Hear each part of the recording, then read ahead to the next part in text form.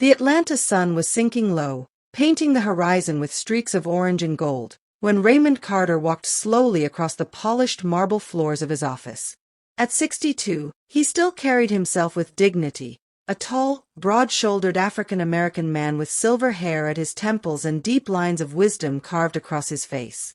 Carter Logistics had grown from a single delivery truck he drove in his 20s to a company that now owned a fleet of 50 and contracts with hospitals, schools, and major retailers across Georgia. But success hadn't come without sacrifice. Raymond remembered the nights he drove until his eyes burned, sleeping in the cab of his truck while his late wife, Lorraine, prayed at home with their 3 children. He had built this company brick by brick, sweat by sweat. To him, it wasn't just a business. It was a legacy, a gift to pass on to Michael, Darren, and Simone. That evening, as he stood by his office window looking down at the trucks pulling into the yard, he heard footsteps. Michael, his eldest son at 36, walked in with his usual air of superiority. Michael was sharp-dressed in a tailored navy suit, his tie knotted perfectly, his shoes polished to a gleam. But behind the charm in his smile, Raymond often sensed a dangerous hunger. "Dad," Michael began casually, dropping into the leather chair opposite him, "you ever think about retiring? You've worked hard enough. Maybe it's time to let someone else handle things." Raymond raised an eyebrow. "And who exactly do you think that someone else should be?" Michael smirked. "Me, of course. I've got vision, Dad. Bigger vision than hauling trucks and making deliveries. Carter Logistics could be worth millions if we, sold it to the right buyer." Raymond's jaw tightened. "Sell it. This company put food on your table, Michael. It paid for your college, for your suits, for this life you're living. Why would I sell what I've spent my whole life building?" Michael leaned back, his smile widening. "Because it's old-fashioned, Dad. You think small. I think big. There's an investor willing to pay $2 million for the company. That's cash, Dad. Do you know what we could do with that?" Raymond's heart froze for a moment, though he kept his face unreadable. "An investor?" he asked slowly. "Yes," Michael said, his eyes glinting. "And this deal is almost done. You should be proud. Your best son is about to make history." The words cut Raymond deeper than Michael knew. Best son. Did Michael really believe love and respect could be bought with money?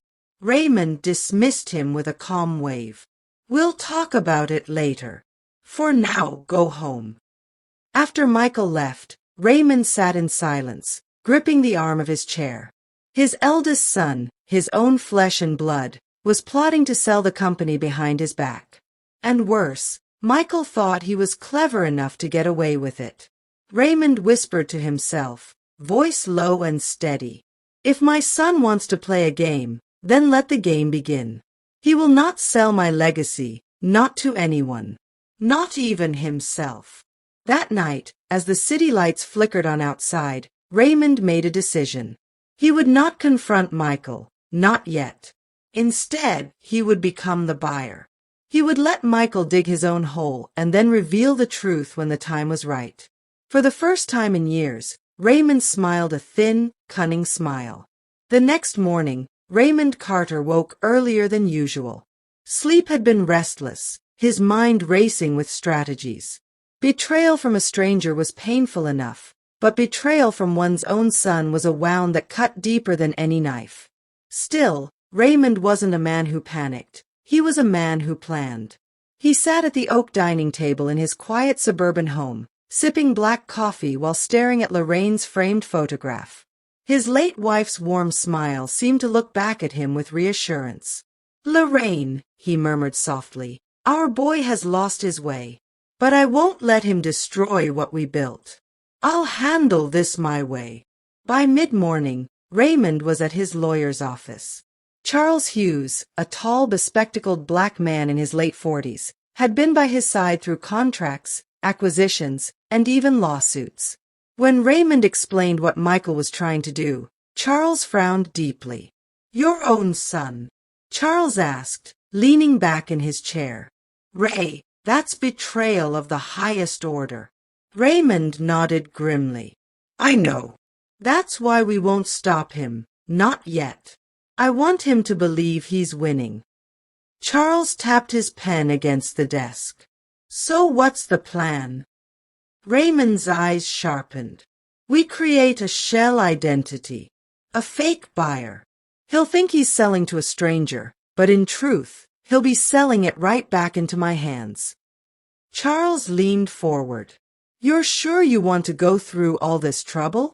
You could confront him directly. Raymond shook his head. No. Confrontation won't teach him. Michael has always thought I underestimate him. He believes he's smarter than me. If I stop him now, he'll only grow bitter. But if I let him fall into his own trap, maybe then he'll learn. And so the plan was born. Within days, Charles helped Raymond create the identity of Mr. Jonathan Johnson, a wealthy investor based in Florida. Documents were forged, legally sound on the surface, though all tied back quietly to Raymond's control. A private email address was set up, along with a new phone number routed through Charles's office. When the first email arrived from Michael, boasting about Carter Logistics and demanding the $2 million price, Raymond's lips curved into a tight smile. Michael wrote, Mr. Johnson, I assure you, once this deal is finalized, you'll be the proud owner of a logistics empire. My father has no clue I'm negotiating. That's why I'm the perfect one to handle this.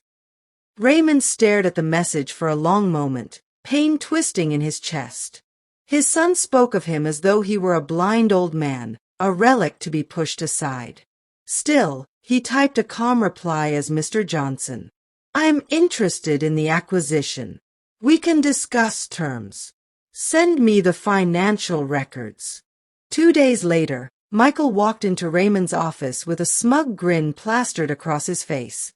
He was humming to himself, carrying a briefcase filled with papers. Dad, Michael said cheerfully, just wanted to let you know I'm handling something big. You don't have to stress anymore about the company. Trust me, I've got it covered. Raymond looked up slowly from his desk. Is that so? Yes, Michael replied confidently. I've found the perfect buyer. 2 million cash. You can finally rest. Isn't that what you've always wanted? Raymond fixed him with a stare that pierced straight through him. And what do you gain from this, Michael? Michael's grin widened into something almost arrogant. Respect, Dad. Respect you never gave me. You've always favored Darren and Simone. But after this deal, no one will question who the smartest Carter child is. Not even you. For a moment, the room fell silent. Only the ticking of the grandfather clock filled the space. Raymond leaned back in his chair, folding his hands together. His voice was calm, almost too calm. Be careful, Michael. Sometimes the path you think leads to glory ends in ruin. Michael chuckled, mistaking the warning for weakness. Don't worry, Dad. I've got this. You'll thank me later. As he strutted out of the office, Raymond exhaled slowly. His heart was heavy, but his resolve was firm. This was no longer just business. This was a test of blood, trust, and legacy. And Raymond Carter had no intention of losing. Simone Carter was the youngest of the 3 children and the one most like her late mother, Lorraine. At 29, she had her mother's soft features, quick smile, and sharp intuition. She worked tirelessly in the finance department of Carter Logistics, balancing the books with an honesty that employees admired. Unlike Michael, she wasn't driven by greed.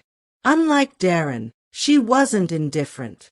Simone loved the company because she saw it as her father's heart carved into brick and mortar. One rainy Thursday afternoon, Simone was at her desk, sorting through expense reports, when she noticed something odd. 2 key files, financial records and asset reports, were missing from the shared system. Frowning, She checked the logs and saw that they had been accessed late at night using Michael's credentials. Her chest tightened. Michael was always ambitious, sometimes too ambitious, but something about this felt wrong.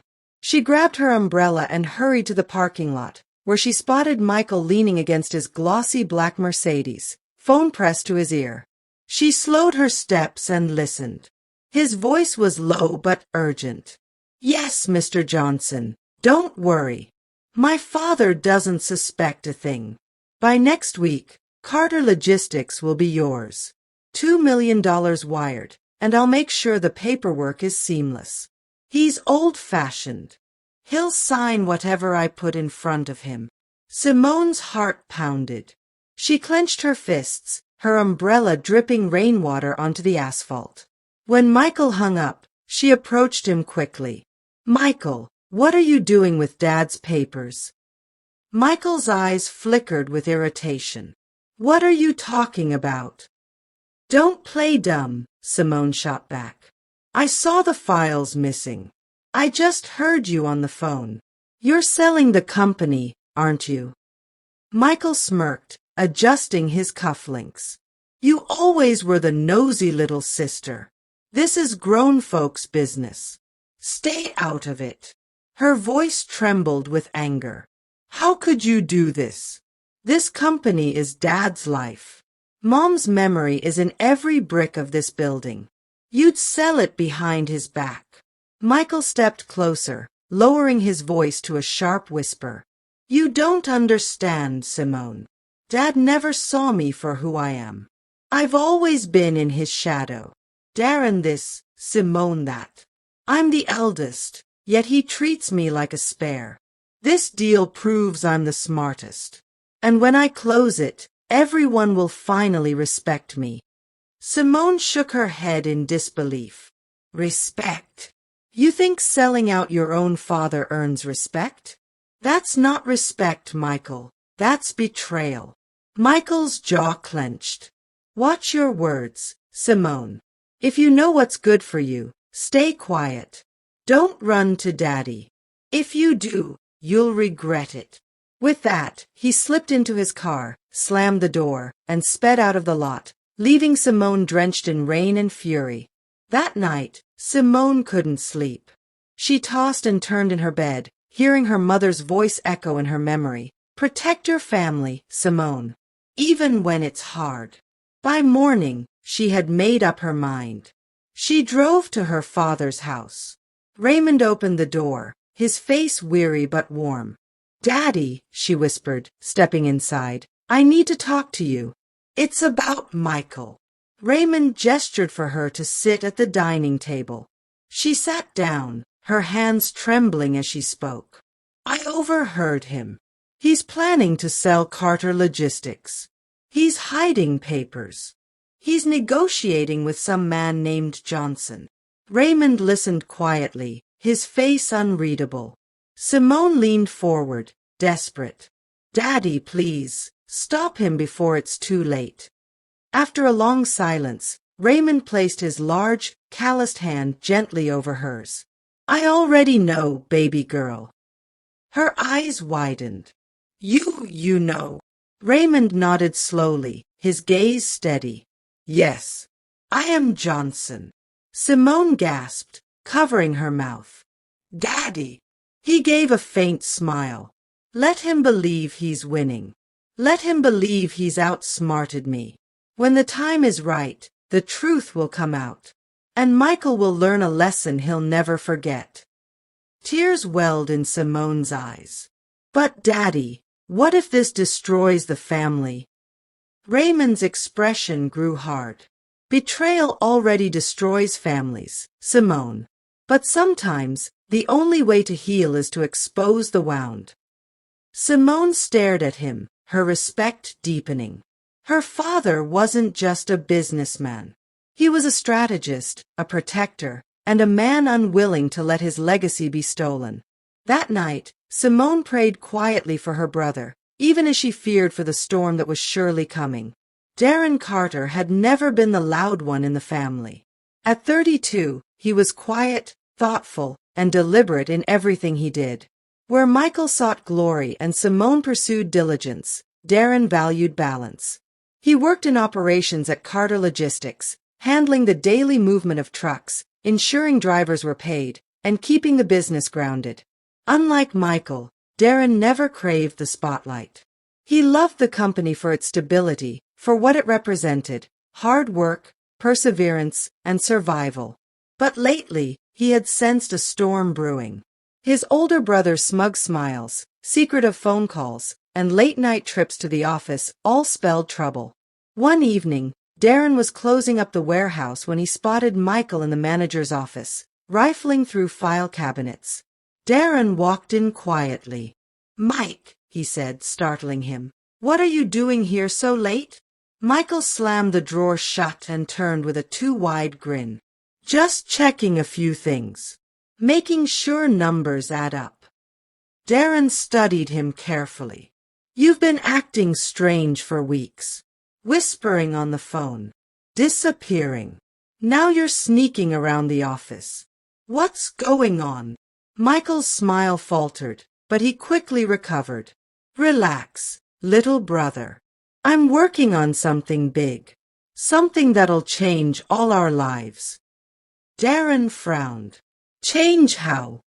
Michael stepped closer, lowering his voice. "I found a buyer for Carter Logistics. $2 million. Cash. When the deal goes through, we'll finally be free."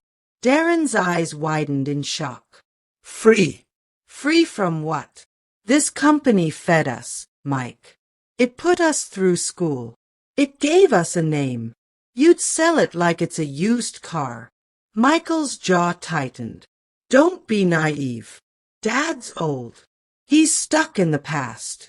We could start something new, bigger, better. $2 million, Darren. Do you know what that kind of money means?" Darren's voice grew sharp. "It means nothing if it costs us our integrity. Dad trusted us. Mom believed in this business. You're talking about betraying everything they built." Michael sneered, eyes flashing with resentment. "That's the difference between you and me. You settle for scraps. I reach for the crown. I won't be a background character in this family anymore." Darren felt anger rising in his chest, but he held it back. "Mike, listen to yourself. You sound desperate. Respect isn't earned by tearing down your father's work. It's earned by building on it." Michael laughed bitterly. "Spare me the moral lecture. You'll thank me when we're sitting on millions." Darren shook his head slowly. "Or maybe I'll despise you for destroying us." For a moment, silence filled the room. Michael's smirk returned, though his eyes betrayed a flicker of uncertainty.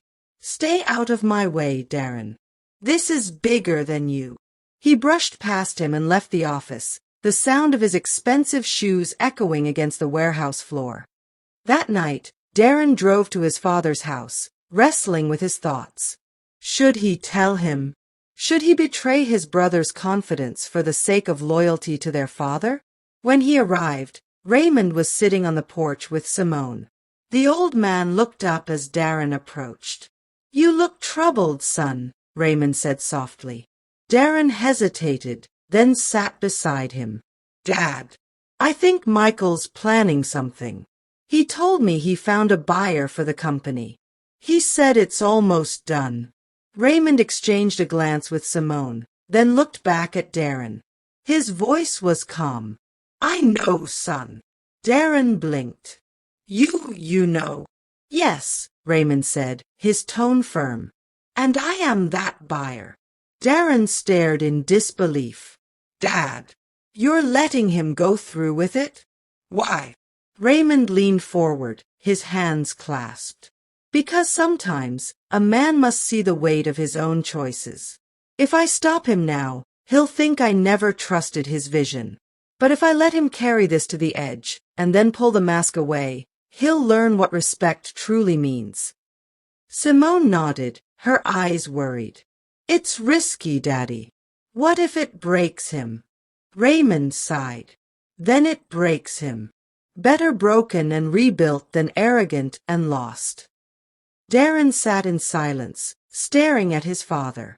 He admired his wisdom but feared the storm ahead. "All right," Darren said finally. "If this is the path, I'll stand by you." "But Dad, Michael's not ready for the truth. When it comes, it'll crush him." Raymond's gaze was steady, filled with both sorrow and strength. "Then let the crushing make him humble." As night deepened around them, the Carter family sat in uneasy silence, knowing the days ahead would test their bonds like never before. The glass towers of downtown Atlanta reflected the late afternoon sun as Michael strutted into a corporate boardroom on the 22nd floor. He wore his sharpest gray suit, a red tie, and a confidence that radiated arrogance. Across the polished table sat Mr. Jonathan Johnson, or so Michael believed. In truth, it was Raymond Carter in disguise. Tinted glasses, trimmed gray beard, and a tailored navy suit that gave him an air of wealth and mystery. Beside him sat Charles, his lawyer, playing the part of Johnson's assistant. Michael extended his hand eagerly. "Mr. Johnson, I'm glad we could finally meet in person." Raymond shook it firmly, keeping his voice lower than usual. "Likewise, Mr. Carter. I've reviewed your proposal. $2 million for Carter Logistics. It's ambitious." Michael leaned back, smirking. "Ambitious, yes, but fair. My father doesn't realize how much this company is worth. He's stuck in the past. With your investment, I can give you full control. He'll sign whatever papers I put in front of him." Raymond's stomach twisted, but he kept his face neutral. "And your father? What happens to him after the sale?" Michael shrugged. "He retires. He'll thank me later when he sees the money. The man's old. He should be resting, not running a business." Raymond suppressed the anger boiling inside him. "My own son calls me old like a worn-out coat to be discarded." Instead, he simply nodded. "Very well. Send me the financial records, and we'll prepare for closing." Michael grinned. "Consider it done. Soon, this company will be yours." As he left the room, whistling confidently, Raymond exchanged a glance with Charles. His lawyer whispered, "This boy's playing with fire." Raymond's eyes hardened.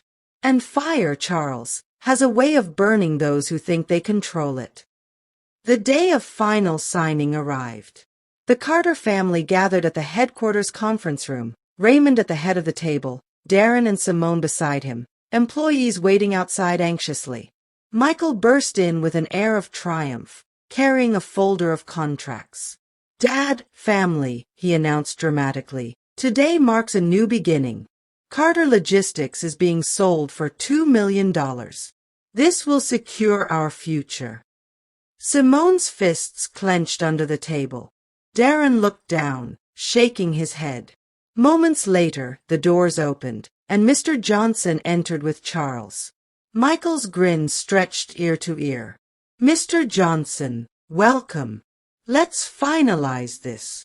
Raymond, still in disguise, took a seat. Charles slid the contract across the table. Michael signed quickly, his pen scratching against the paper with the glee of a child winning a prize.